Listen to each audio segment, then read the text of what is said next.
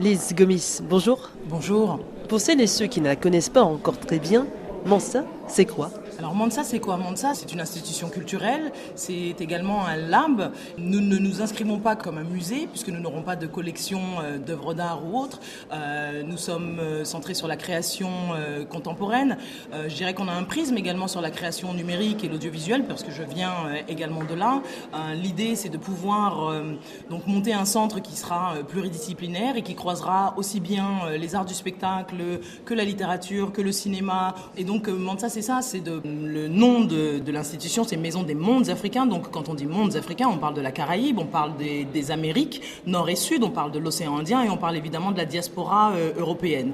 Parce que l'idée, c'est justement de faire croiser ces savoirs. L'idée, c'est aussi de découvrir parfois. Pour un public plus jeune, ce sera aussi notre mission que d'avoir une mission, j'allais dire, un peu d'éducation et toujours de le faire sous le prisme de la culture qui permettra, je pense, de permettre à certaines personnes de se libérer un peu de l'exigence, parce qu'on a toujours le sentiment qu'il faut avoir lu Achille Mbembe pour pouvoir entrer dans ces sujets-là, alors qu'en fait on peut y entrer par différents biais, on peut y entrer par des œuvres d'art. En ce moment il y a l'exposition au Centre Pompidou Paris Noir, des moments musicaux, des moments d'exposition, donc voilà, ce sera un bouillonnement de culture. Vous faites référence à Achille Mbembe qui est à l'origine de ce projet.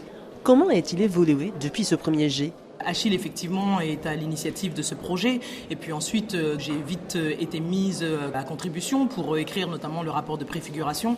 Achille est arrivé évidemment avec la philosophie et l'idée du projet, mais ensuite il fallait transformer tout cela en un projet, j'allais dire, tangible. Voilà comment le projet a évolué. Et effectivement, je peux dire, j'y ai mis toutes mes tripes et j'y ai également mis une part de moi, parce que quelque part dans Mansa, c'est un peu l'institution que j'attendais quand j'avais 20 ans. C'est l'institution qui m'aurait permis il y a 20 ans de mieux comprendre qui j'étais en tant que Française dont les parents sont nés sur le continent africain et qui parfois avait du mal à trouver sa place. Aujourd'hui, j'en ai 24 de plus, donc je me pose plus cette question, mais je sais que c'est une question qui continue de perturber et parfois questionner des jeunes gens et des jeunes femmes qui sont pleinement français et qui se posent toujours la question de quelle est leur place dans le pays dans lequel ils sont. Vous parlez de cette difficulté à trouver sa place. Comment faire entendre cette voix-là dans une France où les crispations identitaires s'accentuent ? Alors, c'est toujours compliqué de monter un projet déjà en premier lieu. Évidemment que on le sait bien que le sujet, j'allais dire, Afrique et ses descendants, ça crispe. Mais en fait, moi, j'ai juste envie de dire aux Français, ayez de la mémoire.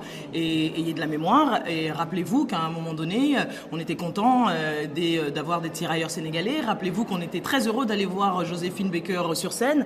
Rappelez-vous que Manu Dibango était le directeur musical de la seule émission musicale de l'ORTF, Pulsation, et que le producteur était Egésip Légitimus. Rappelez-vous de tout cela. En fait, moi je suis juste là pour dire, nous avons une mémoire, et la mémoire est celle-ci. Si on fait le choix de se replier en invoquant finalement quelque part un peu un fantasme d'une France qui aurait toujours été monochrome, c'est un mensonge qu'on se fait. Ça a toujours été un brassage, ce pays. Donc tout ce qu'on fait en fait finalement avec Mansa, c'est juste rappeler les Français à leur histoire. Et il ne faudrait pas glisser vers cette voie du repli qui, au fond, qu'est-ce que ça nous apporte finalement ? On voit bien, les États-Unis sont en train de se replier.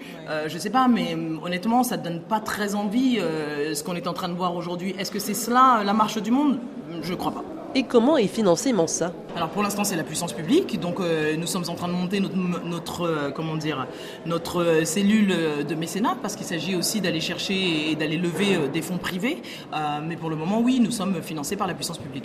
Qu'est-ce qui vous porte personnellement dans ce projet ? Ce qui me motive, ce sont mes parents. C'est le parcours de mes parents. C'est de se dire qu'une femme qui s'appelle Émilie Mendy, qui est partie de Guinée-Bissau, qui est arrivée au Sénégal à l'âge de 12 ans, qui est ensuite arrivée en France à l'âge de 19 ans, qui a fait des ménages et qui s'est battue en fait toute sa vie pour à la fois en avoir une et une vie digne, et qui s'est aussi battue pour que ses enfants soient sur un chemin qui soit également digne. Et donc moi, en fait, ma motivation, c'est de me dire, je peux pas décevoir finalement ce parcours. Donc moi, ma motivation première, c'est celle-ci. C'est d'abord quelque part rendre hommage à mes parents. Et la deuxième motivation, c'est maintenant je regarde derrière moi et je vois les plus jeunes et je me dis, je peux pas me dire que ces plus jeunes vivront le même parcours que le mien. Je suis obligée d'être à la hauteur. Voici ce qui me me motive tous les matins et qui fait que je me lève et que je me bats pour que cette institution existe, parce qu'on a besoin de rôle modèle. Je ne sais pas si je suis un rôle modèle, mais de voir les stagiaires d'observation qu'on a pu avoir nous renvoyer des messages en nous disant j'ai eu 20 sur 20 à mon rapport de stage et c'est grâce à vous,